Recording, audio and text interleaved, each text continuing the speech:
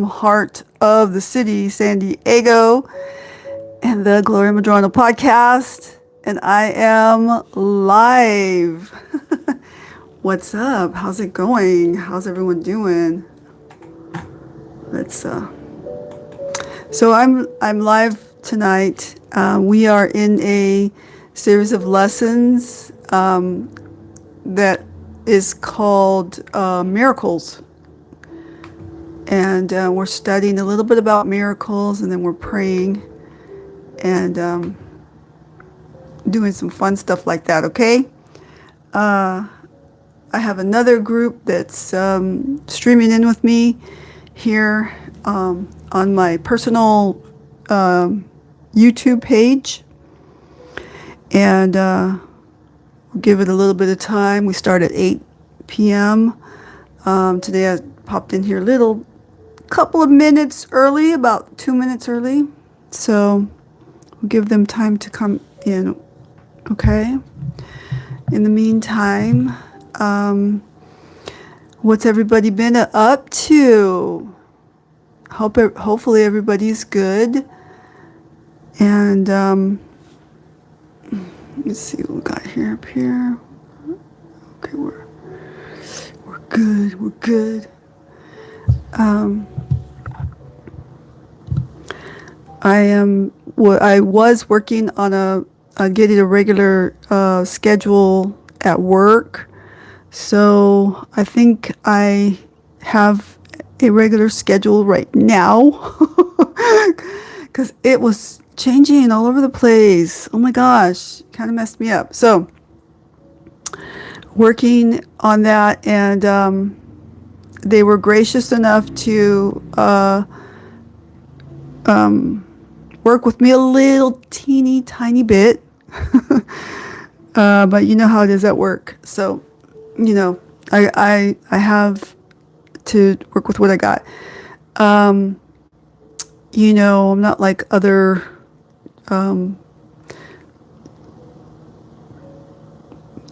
what do you call it? Ministers out there that this is all they do. I'm extremely eclectic. So I also do photography. I have a camera, and I have been doing lots of events lately. So I've just been in the events and things like that. But one thing led to another, and as you know, I just like minding my own business and praying to the Lord. Many of you have prayed to the Lord, and you have asked God, what do you want me to do? Like, I just do not know what you want me to do. And sometimes it's like a waiting season, right? So many of the churches that I know of are, speaking on the subject of Joseph, who, who God, kind of was going to elevate him, and make him this public figure. But, Joseph thought that was going to happen like overnight, right? Like tomorrow. And so he started bragging about it to his brothers. And what do you know? He made everybody jealous. And he even made his own parents really insecure, right? I know how that feels too. Would you believe that, parents get jealous of you too? Do you know that? It does happen. I did not know that.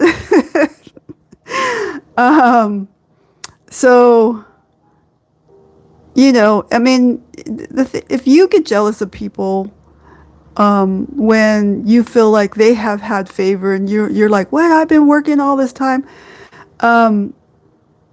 Just remember that when you're working together and in relationship with God and his purposes, he has something brewing for all of us. Okay. You're not left out. You're not any of those things. It might feel like it, but you just go through the process and let God do what he needs to do inside of you, refine you or develop you or teach you or disciple you is what we call it. Then let that happen. So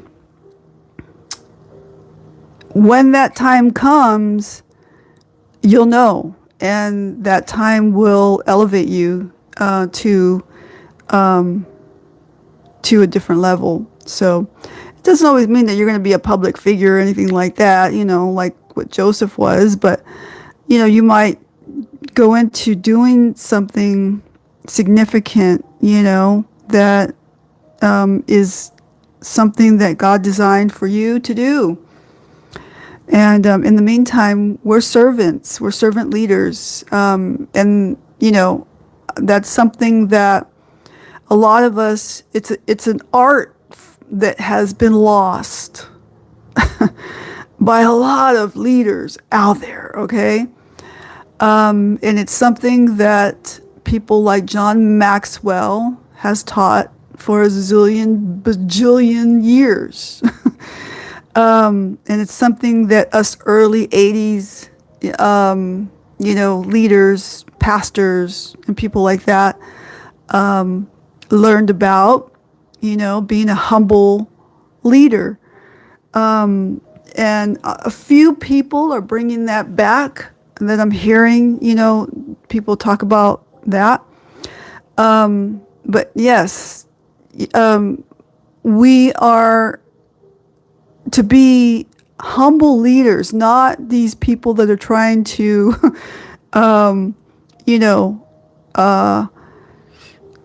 push their way into leadership, or, you think that you have to be domineering and tough, or women think they have to talk like a man to be a strong leader.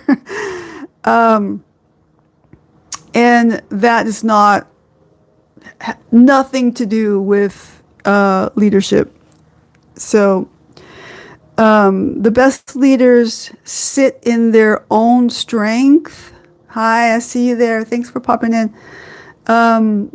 The best leaders sit in their own strength. They know their own strength, and they develop the strengths that are within them, and they also develop their weaknesses. They know their weaknesses. So the strong leaders know their strengths and they know their weaknesses, okay?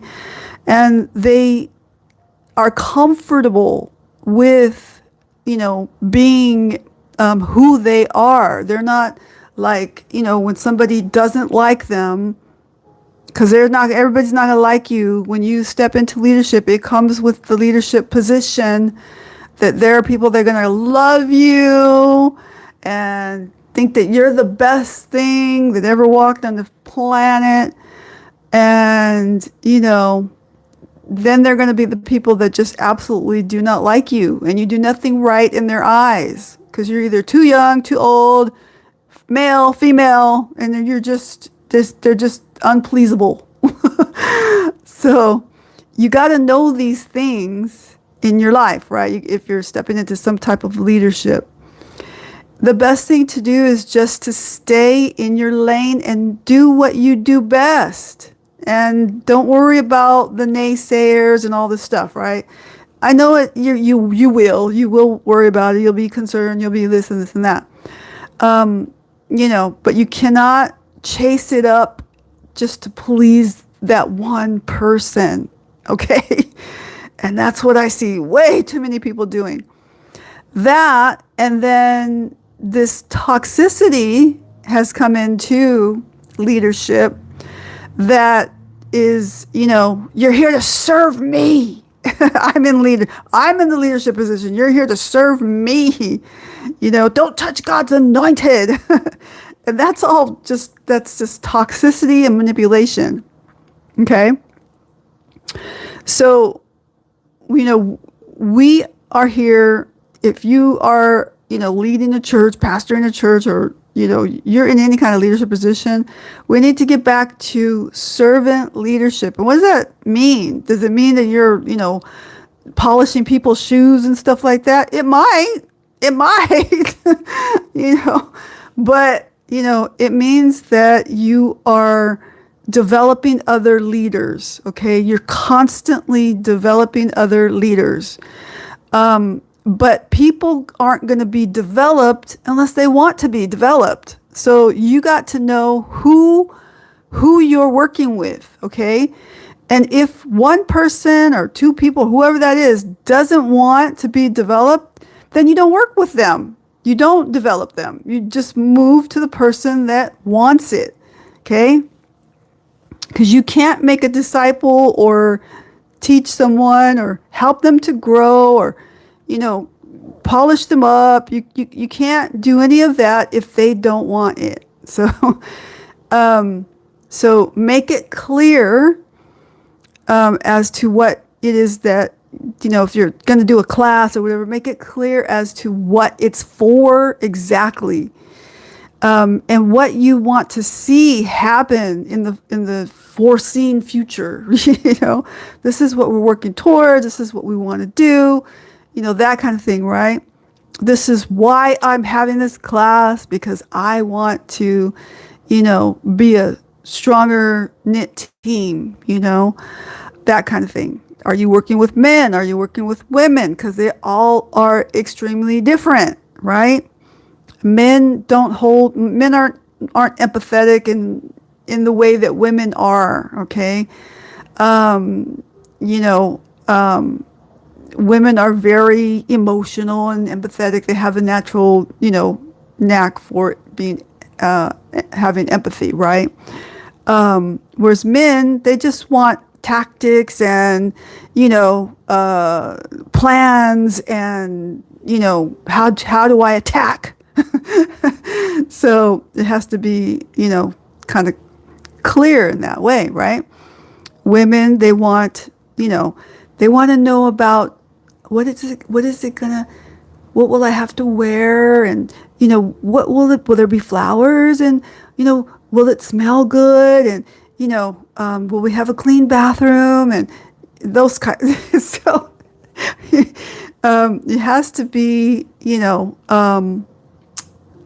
clear, basically, because we're having too many leaderships that, are getting up there and just, it is bizarre what is taking place. And so, I'm liking some of these really healthy churches out there and, seeing the amazing ideas and things that they have, so good. And I'm just steering clear of the ones that are toxic. And that's all that you can do, right? You can just move along. And but I've been serving the Lord for 40 years, going to be 40 years in September. And, I've seen it all, seen a lot of different stuff, okay? I've seen it all and all again. and I've seen the toxic ones and I've seen the healthy ones become toxic, and I've seen, the toxic ones become healthy. I've seen them not change and never change, and then just completely, they either die from the stress that they bring upon themselves, from carrying what they think is leadership, or get so sick that they're barely making their way through leadership, limping along, and then I've seen people just sit in their own space, and just chill in their leadership position. This is who I am. I develop a team, so I don't have to do it all, and I'm comfortable with that. If you want to work with me, hey, cool, let's work together. If you don't, well, hey, you can still come and, watch, but don't pull us back, basically, right? You keep going. We're all cool. We all can do it together. But then you have these other people that are transitioning from their leadership. And that's a really, really, really, really difficult thing to do for especially a man, especially men, to transition out of their title. And so, if there's one thing that preachers, pastors, leaders of churches understand and know how to do is to transition out of their title. We should know how to do that. Some of it should be taught to us too. There should be leaders out there teaching that to the younger generation as well, because that's going to happen one day. And so,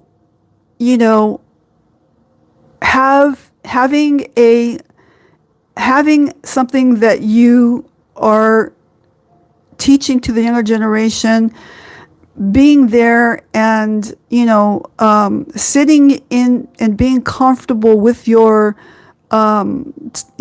retirement, it's very difficult. I know. I see it happening all the time. I'm a chaplain. I work with people. So I work, in developing people and have done it for a long time. So, and with pastors watching them transition, and it's like, they're still trying to pull for that, this is who I am. This is who I am. This is my title. I'm bishop, somebody, and blah, blah, blah, blah, and whatever. And they're not leading, and they're not in that position anymore, right? They're not. And so, sit comfortably in the confidence in knowing that you can be humble. You don't have to show that off. People are aware of that. People know that. Your presence, your demeanor, your ability to sit in that and sit in who you are, shows that the confidence that oozes out of you when you sit comfortably in who you are already. It doesn't require a demand or a debate. You just are being who you are. And so, it's difficult to do, but I know that you can do it. And it's more attractive and more appropriate to do that. So, a lot of people, veterans mostly, and especially because I working and stuff, and it's like you're like, creating an all-out tactical war against women, and what, that's just not, it's not a war. It's just an office, but it's funny. But sometimes it's not so funny. Sometimes that's not okay. It's just not, it's so you got, that's not how we do things in the secular world. In the secular world, people have their say-so, their opinion, and their belief, and that's okay for them to have that. So, we're here to work with people who want to hear it, who want to know. And not everybody wants to know, and not everybody wants to change. Not everybody wants that kind of thing. And so when Jesus came, even he faced it. So if even Jesus faced all these things, and even his title was stripped from him, okay? And he humbly sat in that. He didn't say, he asked the question, who do you say I am? Okay? Many people know you, okay? And they know you because of your example or the history of the title that you've had, that they know of, in church or in military or whatever it might be. And in Jesus's case, he was Jesus, the Son of God. He could say, I'm Jesus, the Son of God, and you need to bow down to me. But did he do that? Did Jesus come onto this earth and do that? He was not no pushover, okay? And he sat very confidently in who he was. And he asked the question, who do you say I am? Okay? Who do you say I am? Was he, what was the example that he set forth? Okay? Who do you say I am? Many people, if I ask that question to people, they might say, you're silly, you're Gloria, you're a dork, If I ask that question, they might say, oh, you're that lady that was in London, or, oh, you're that lady who, is the founder of Heart of the City San Diego, oh, you're that lady that does podcasts. You're that lady, right? Who do you say I am? What is it that your exampleship is showing to people, right? So we can't demand people to serve us or to be the way that we expect them to be. I expect you to do this. But we can set the example of what that would look like, right? We can set the example and care for people, but also, work with those who want to be worked with. But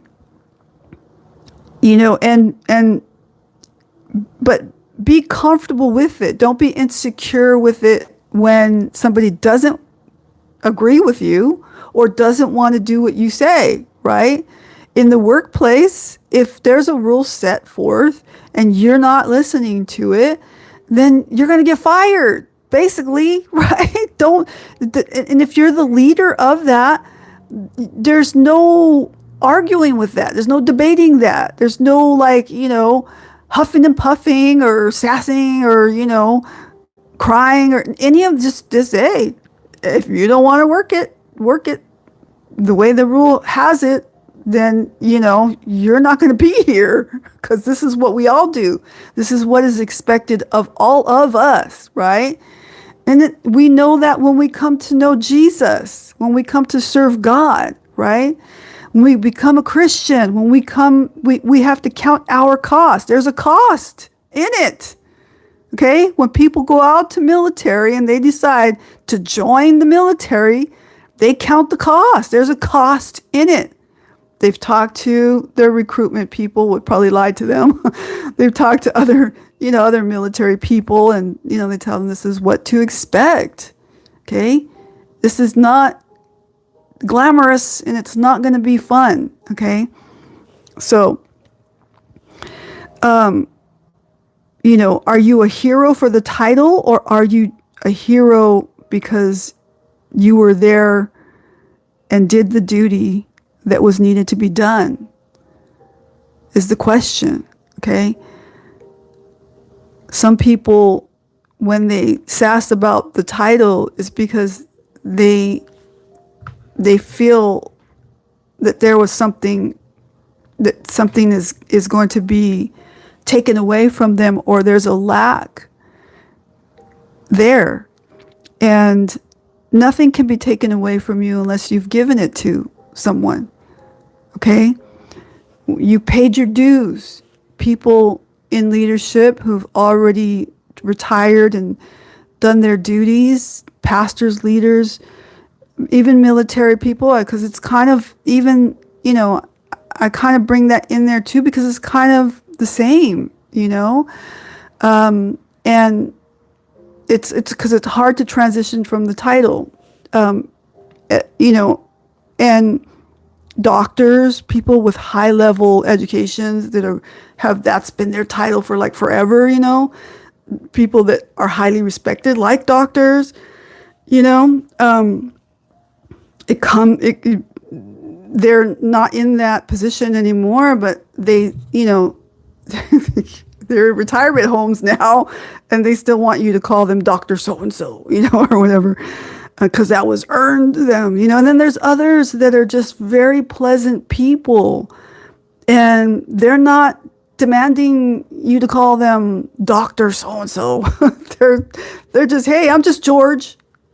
No, I'm just George. Yeah, no, tell me about your life. I want to know about you. And it's so pleasant. Such an incredible, mature, developed person that does that, right? Secure in themselves. They've earned their wealth. They're just living it up now, living it up, enjoying other conversations with other people, and no big deal. If you don't know I'm Dr. So and so, it's okay. you know, I'm just George. I'm just George. So Jesus came onto this earth and he started to heal people, right? And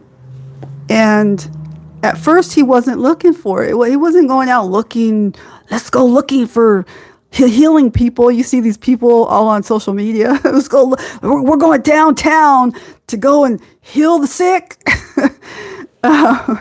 And that wasn't what Jesus wasn't running around doing stuff like that, but people came to him. He was there and it came to him, okay? And like I say, I'm just minding my own business and things come to me, okay? It falls in my lap and I'm like, oh my goodness, I had just prayed for that. I said, Lord, what do you want me to do with this camera? It belongs to you. I want to cry. Because, most of the things that I do, I say, Lord, what do you want me to do? This belongs to you. My life belongs to you. And so, you see Jesus is a great example, right? So he came healing the leper in Matthew 8, 1 and 4, right? It says, after preaching the Sermon on the Mount, Jesus came down the hillside, followed by a large crowd of people. A leper approached Jesus and was miraculously healed of his skin disease, as described in the book of Luke as well, which is in the New Testament of the Bible. In verse 12, it says, while he was in one of the cities, behold, there was a man full of leprosy. When he saw Jesus, he fell on his face and begged him, saying, Lord, if you want to, you can make me clean. The leper, he wanted it. He came to Jesus because he wanted it, okay? He sought out Jesus, okay? So, like I say, I've been in the ministry for a long time. I've seen it come, seen it go, and seen it all, all kinds of things and people and, all the politics and all the things. And now I just mind my own business. And in minding my own business, I say, Lord, what do you want me to do with my podcast? It belongs to you. What do you want me to do with my camera? It belongs to you. What do you want me to do? Okay? And he knows how I operate. He knows how I work. He knows who I am. And it's silly. It's funny how things come my way. And I'm like, you are so funny. And so I have a collaboration that was presented to me, and I'll share more as that comes to be. Okay.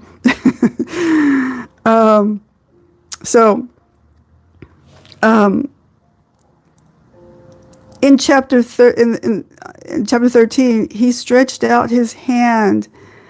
He stretched out his hand. Okay, you ever wonder, why do we stretch out our hand? Jesus stretched out his hand and touched him, saying, I don't know about you, but I will not.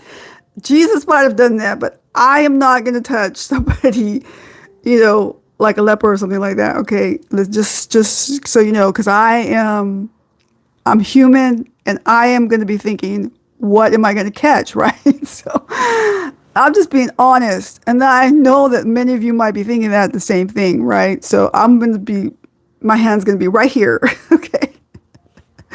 Maybe not even that close. But Jesus touched him, saying, I want to be, Oh, and I want to be made clean, is what the leper said. Okay. Immediately the leper left him. In chapter 14, he commanded him to tell no one. Again, Jesus, being the Jesus that he is, wasn't trying to show off anything, wasn't trying to demand his authority on anyone. Okay? He, in chapter 14, verse 14 says, he commanded him to tell no one, but go your way and show yourself to the priest and offer for your cleansing according to what Moses commanded, for a testimony to them. Okay? So basically, go and live it. Go and live it as a testimony. Go and live it. You don't have, Jesus didn't want all this attention, basically. So, and then it goes on to say, but the report concerning him spread much more, and great multitudes came together to hear and to be healed by him of their infirmities. Okay? That testimony. But Jesus said, don't tell anyone. And this wasn't like performing, in front of social media and all this type of thing, right? Jesus said, go and don't tell anyone that this happened that just show them that you were healed, right? And go obey what you're supposed to be obeying to do, and so I'm trying to make it a little bit more simple for people that haven't read the Bible or don't know theology and all that kind of thing. Okay? I'm not a theologian either, but, I'm just sharing with you how Jesus' nature is, what his nature is like. And when we're dealing with people, pastors, leaders, and all this kind of thing that are examples of, church leadership, what is their example like? Okay? Are they demanding that you do what they tell you to do, and things, are threatening you if you sin, and threatening you, or making you so guilty, you're going to die and go to hell if you, come into this church and you've done this or that. It's just so many bizarre things. But Jesus, in verse 14, he commanded him to tell no one, but go your way and show yourself to the priest and offer your cleansing according to what Moses commanded, for a testimony to them, right? So, but the report got out. Obviously, people talked, because that's what people do. And it spread. And it spread fast. It spreads fast. You don't have to tell people, you don't have to say, this is who I am. This is my title,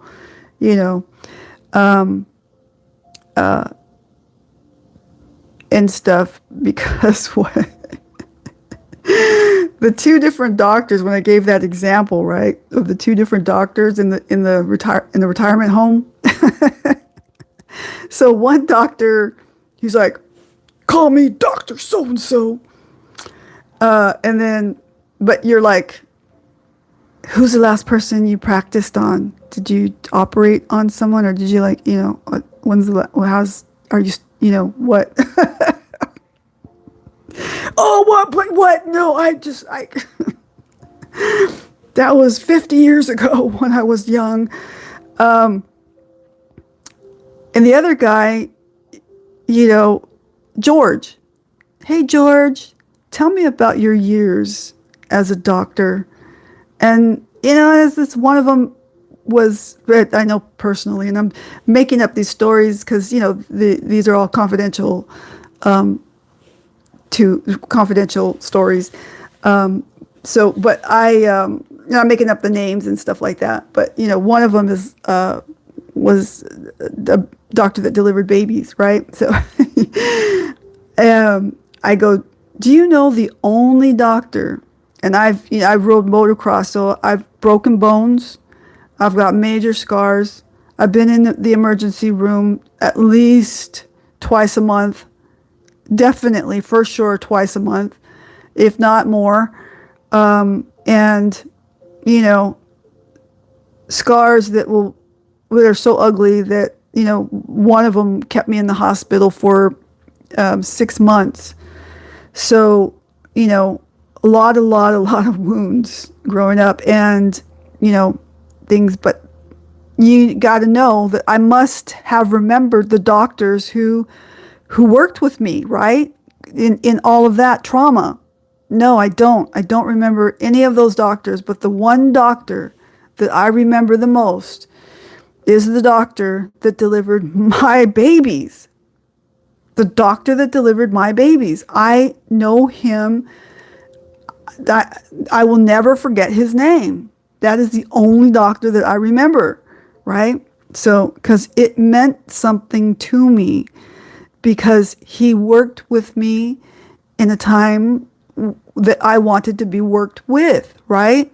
He worked with me in a time when I was wanting to be a mama, when I was asking the questions, when I was saying, how do I do this and how do I do that? Okay. His leadership and his title stuck with me. Why? Because that's what I wanted. That's what I wanted, right? I wanted to hear about how to do that. So, but the other things, I was just trying to get through the pain. I was, checked out. I was like, oh, this, leave me alone. I don't want to go to another surgery, But what is the end result in what your title is doing to people? Okay, is your title becoming toxic? In our story here, we're talking about miracles, and I'm kind of linking leadership and this miracle subject together. It's important, but and it probably does. It's not what I planned to say, but you know me. But Jesus' example of leadership in this story was, he wasn't out all over social media and down at the homeless camps, showing people all on camera. He said, don't tell anyone but the priest. Tell the priest, show the priest what happened, and then do what is required of you by your church. Basically, that's but bottom line is what was simplified. Go and do what is required of you by your church, right? What is said by Moses, and what his commandments, Moses has commanded, and let your testimony show. Just let your testimony show. Let the testimony of that show. Okay. And be that,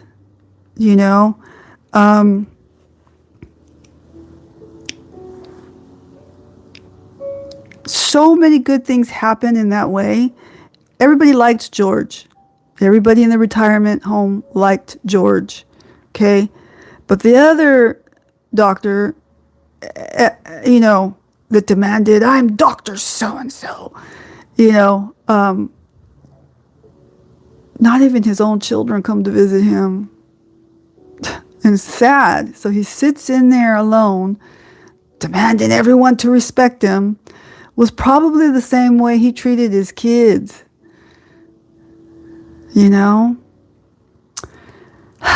Which is I don't know what to say about that. And so, but George, on the other hand, everybody wants to be around George, and his kids come and they love him. And, even his kids are the same way as him, and, with a daughter who is, very high and educated, and wealthy and, very humble and very down to earth, and very like, hey, what's going on? What's going on today? And, how are you doing? How are you doing today? Because I have everything that I need and I'm grateful to everything that I have, right? But how are you doing today? How are you? I want to know about you. I'm not demanding you see me because I've already been seen. I've already lived in that title, right? But I want to see you. I want to know about you. So there's a difference. I want you to see that difference. Jesus came to earth and he was already who he was. He didn't need to show that off. He didn't need to do any of those things. He didn't need to, with one swing of his arm, he could heal everyone in his path and everywhere he went. But no, people sought him out. And those were the people that got healed. Okay. So, if people want your education, if they want your knowledge, if they want what to glean from the wealth of information and things that then the bottom line is what I've always been taught is people don't care what you know until they know that you care. People don't care what you know until they know that you care. How are you caring for people? How are you showing that? The way that we show that is tell me about that. Be George. Be George. Okay? I don't know about you. I mean, I don't want to be a George. I want to be, a Gloria. but because I'm not a man. George is a man's name. But, I'm a Gloria. I like my name, and I don't like to be called anything else. I like my name is Gloria, and I like to be called Gloria. Okay? So I'm saying that because I get people listening in and, so people, funny things happen and people just are funny. So, so yeah, my name is Gloria. It's not any other name.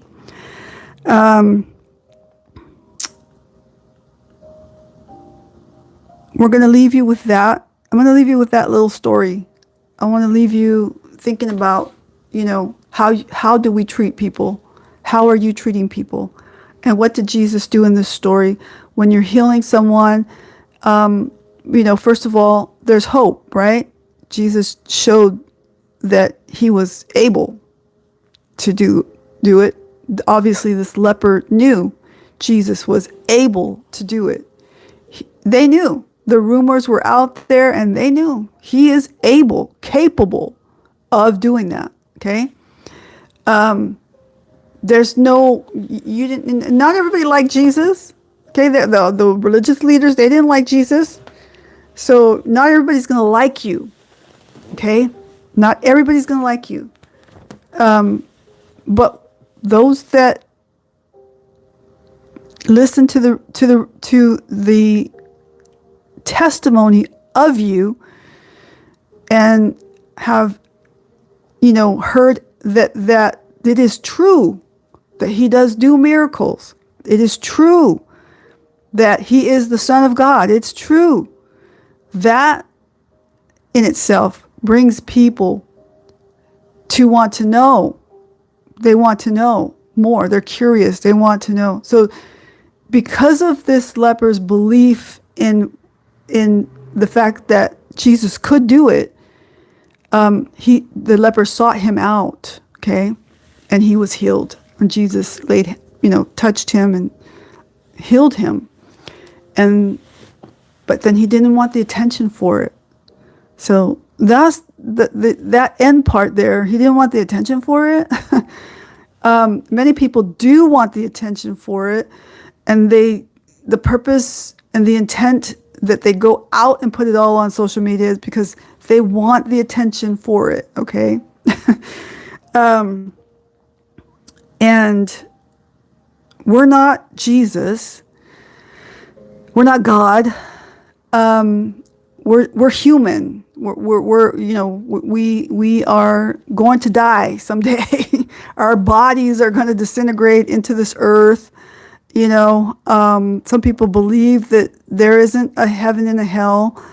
Well, I don't know about you, but we will all know for sure someday when we get there, right? And either you're going to be right or you're going to be very, very wrong. Okay. And I can't help that. So all I can do is tell you what I have witnessed. I have testified to. I have seen with my own eyes. That's all that I could do. And that's all that other people can do, right? And, I do it in my Gloria way. I mind my own business. Stick to my own lane. Okay. I'm just a former motocross athlete raised in Southeast San Diego, in a home that my dad built, and lived a really crazy life, and lived through it. And it's still trying to be healed, I still go through things. I know people think that they wear suits and try to look polished, but their emotional state is not polished, okay? And the emotional state shows through more than that shiny suit, okay? So polish up your emotional state. And that's what I teach. Okay? And, sit still in who you are. Just because don't try to be something that you're not.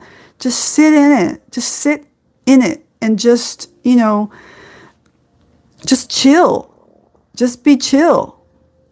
Many of my friends would say, Gloria's got this cool demeanor to her, and it's not, I've always been like that. It's not something that Jesus gave me or anything. I've always been like that because that's how my dad is. He's just chill, he's just chill. But if you mess with him, he will, you will not know that. You might know that a little bit, but, might know by rumors or, the look of him. But, generally he's just a cool, guy that likes to help people and, rough around the edges and has a fuse that if you hit that fuse, he's going to go off and it's not going to be a good day for you. Don't hit that fuse. And that's not a good thing though. That's not a good thing. Because I've seen that not be a good thing. I witnessed it not be a good thing over and over and over again. So, I'm not saying that to be funny. I'm reminding or,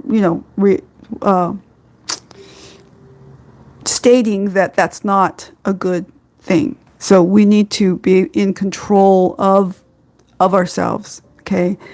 We need to not let our fuse, our short fuse or whatever, long fuse or whatever, we need to be in control of those fuses that, trigger us. And sometimes when people have been through so much trauma, they're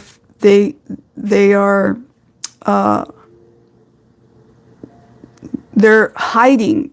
They hide these emotional triggers, but it comes out in certain ways, okay? And you see it,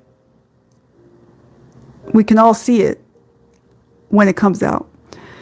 And what you want to do is you want to just sit, be cool, let people do their thing, let them talk smack, whatever they're going to talk. You can't control that, right? But who you can and should control is you. You're in control of you, okay? And be like George. Just, be that person that says, I want to know more about you. Okay? I'm here to serve you, right? I'm here to know about you, and I already know I have a lot of wisdom and a lot of stuff to give. Okay, I don't have to prove that. I already have that. So you see, because I'm wealthy or whatever, you know that,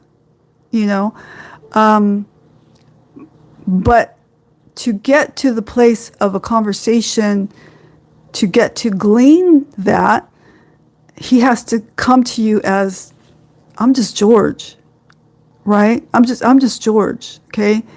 I'm not your boss. I'm not your superior. I'm not your doctor.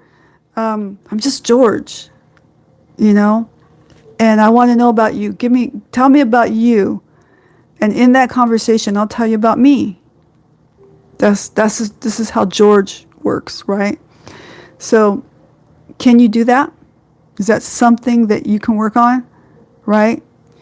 I'm going to pray for you, Father, in the name of Jesus. I just lift up each and every person who's tuned in tonight. And I just pray, Lord, that you just help us in our emotional state and help us to have an awareness of those things that trigger us, that set us off, that, make us feel insecure or small, or, have a need to fight back or whatever it might be, or to show off everything on social media, that we're helping the homeless. And just help us, God, because there's just so much stuff going on in this world. We need you.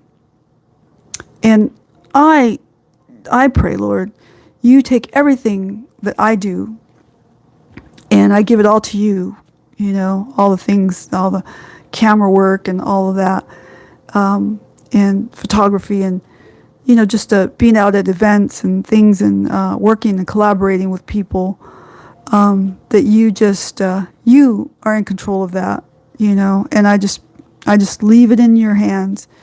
And I lift up all those church leaders who have been so kind to me. So kind. And I just am glad and just so blessed that there are people that have healthy churches out there, okay? That there are healthy leaders, that there are humble leaders. And I just pray that you just continue to bless their lives.